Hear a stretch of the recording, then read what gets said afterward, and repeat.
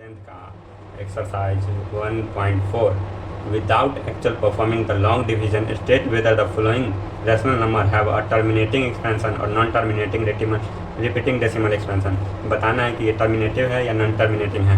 तो अगर टर्मिनेटिंग होने का कंडीशन क्या होता है कि 2 to the power n और 5 to the power n के फॉर्म में डिनोमिनेटर में उसका प्राइम फैक्टराइजेशन है, तो ये टर्मिनेटिंग होगा। देखते हैं कैसे। क्वेश्चन नंबर 1 में 13/3125 इसको चेक करते हैं। तो 13 को 13 लिख देंगे, 3135 का रफ में प्राइम फैक्टराइजेशन निकालेंगे। 3135 का प्राइम फैक्टराइजेशन 5 से किए 625 टाइम्स में कटा, फिर 5 से किए 125 टाइम्स में कटा, फिर 5 से किए 25 टाइम्स में कटा, फिर 5 से किए 5 5 जा 1 1 2 3 4 5 टू द पावर 5 आ गया। तो ये 5 टू द पावर n के फॉर्म में है, तो ये टर्मिनेटिंग डेसिमल एक्सपेंशन हो जाएगा।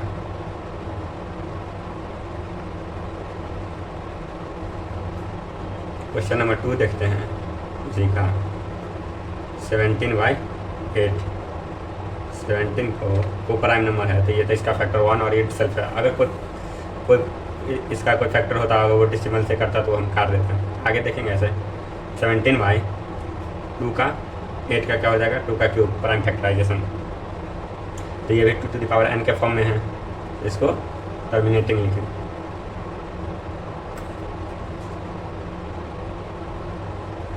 उसके बाद क्वेश्चन नंबर 3 देखते हैं। 64/455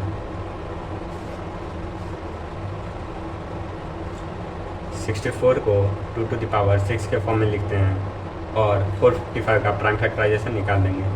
455 इसको 5 से देंगे 91 टाइम्स, फिर 7 से किए 13, फिर 13 से किए 1, क्या आ जाएगा 5 × 7 × 13। यहाँ पे 5 तो है मगर 7 और 13 भी है, तो ये नॉन टर्मिनेटिंग हो जाएगा।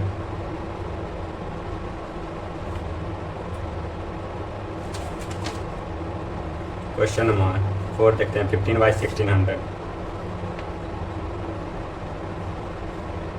15/1600 तो इसका प्राइम फैक्टराइजेशन निकालेंगे। 3 × 5 divided by 2 to the power 6 × 5 to the power,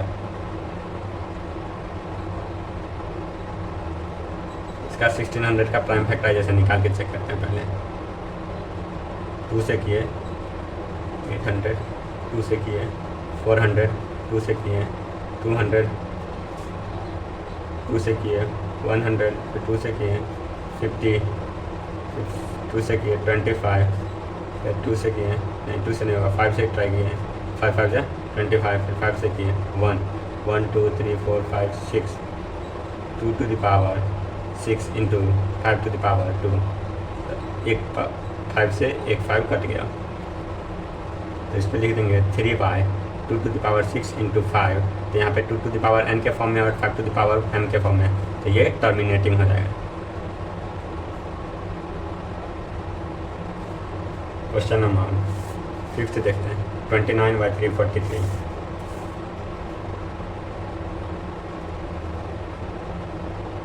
29/343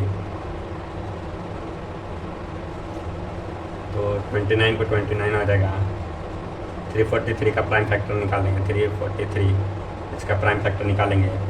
7 से ट्राई किए 49 टाइम्स, फिर 7 से ट्राई किए 7 7 जा 40, 7 1 जा 7, 7 का क्यूब। तो यहाँ पे 2 और 5 है ही नहीं, तो ये नॉन टर्मिनेटिंग हो जाएगा।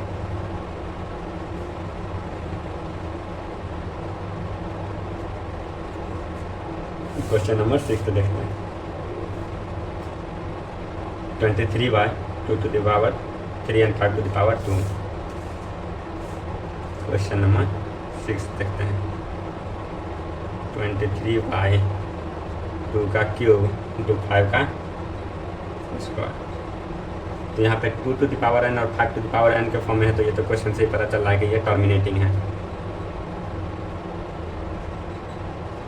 क्वेश्चन नंबर 7 देखते हैं। 129 by 2 to the power 2, 5 to the power 7 into 7 to the power 5. Question number 7. 129 by 2 to the power 2, 5 to the power 7, 7 to the power 5. इसको 129 को 43 इंटू 3 लिख सकते हैं और 2 to the power 2 into 5 to the power 7 into 7 to the power 5. तो ये तो non terminating हो गया. क्वेश्चन से देख सकते हैं क्योंकि यहाँ पे 2 और 5 तो है मगर 7 एक्स्ट्रा है. सिर्फ डिनोमिनेटर में 2 to the power n और 5 to the power m के फॉर्म में होना चाहिए तो ही टर्मिनेटिंग होगा.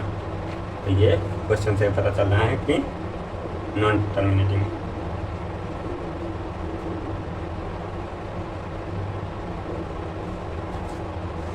क्वेश्चन नंबर 8 देखते हैं.